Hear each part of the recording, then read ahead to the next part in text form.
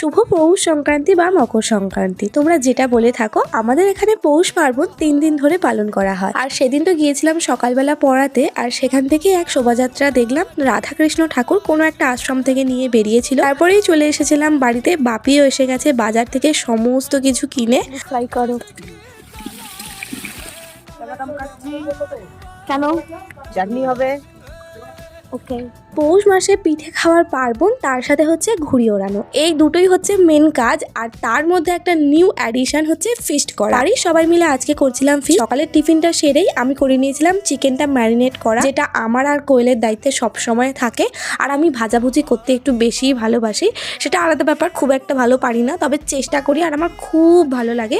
আর হ্যাঁ, যেটা বলছিলাম, আমি ছোটবেলায় প্রচুরবার ঘুড়ি উড়িয়েছি। ডজন ডজন ঘুড়ি বাপি কিনে এনে দিত, আমি ওড়াবার চেষ্টা করতাম আর সমস্ত ঘুড়ি ছিঁড়ে যেত। এখন তো ঘুড়ি বানাই না, আর তার সাথে খেলামবাটি নিয়ে পিঠেও বানাই না। মায়েদেরকে পিঠে পার্বণে পিঠে বানাতে প্রচুর হেল্প করে থাকি। আজকের মেনুটা মায়ের মুখ থেকেই শুনে নাও। আজকের মেনু নর্মাল রাইস, চিকেন কষা, চিকেন পকোড়া, চাটনি, পাঁপড়। তোমরা তো শুনে নিলে আজকের মেনুতে কি কি রয়েছে। আর আমাদের ফিস্টের ফার্স্ট গেস্টও কিন্তু এসে গেছে। ওর খাওয়া দাওয়া শেষ হতেই বাপি আর পচাও বসে পড়েছিল। দেন আমরা সবাই মিলে বসেছিলাম। আগেই তো বললাম আমাদের এখানে 3 দিন ধরে পার্বণ হয়, আর তার মধ্যে কোনো একটা দিন আমাদের ফিস্ট করা হয়। এবছর সেকেন্ড পার্বণের দিন ফিস্ট করা হয়েছিল। খাওয়া দাওয়া শেষ করে চলে গিয়েছিলাম পাশের বাড়িতে, দাদারা ঘুড়ি বাড়াচ্ছিল সেখানে।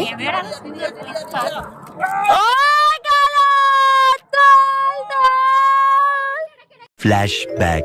এখন তোমাদের সাথে শেয়ার করতে চলে এসেছি আমাদের পৌষ পার্বণের প্রথম দিনের ভিডিওর সাথে। এই দিন তো আমাদের বাড়িতে 2 রকমের পিঠে করা হয়, ভাজা পিঠে, তার সাথে হচ্ছে আজকে পিঠে। ওদিকে তো মা আর কোয়েল মিলে বানাচ্ছে পিঠে, আর কাকা এদিকে বানাচ্ছিল আউনি বাউনি। এটা কোনো একটা পুজো রিলেটেড কাজ, আমি ঠিক অতটা ডিটেলসে বলতে পারবো না। এই আউনি বাউনি বানাবার সময় কি বলতে পারবো না, তবে কাকা একটা মজা ছড়া বলছিল, তো সেটাই তোমাদেরকে শোনাচ্ছি। আউনি বাউনি 3 দিন অন্য কারোর বাড়িতে খাওনি, এরকম কি কোনো নিয়ম তোমাদের বাড়ির ওদিকে আছে? আর তোমরা কে কোথা থেকে আমার ভিডিওটা দেখছো, তোমাদের ওখানে কতদিন ধরে পার্বণ পালন করা হয় সে সমস্ত আমাকে জানিও।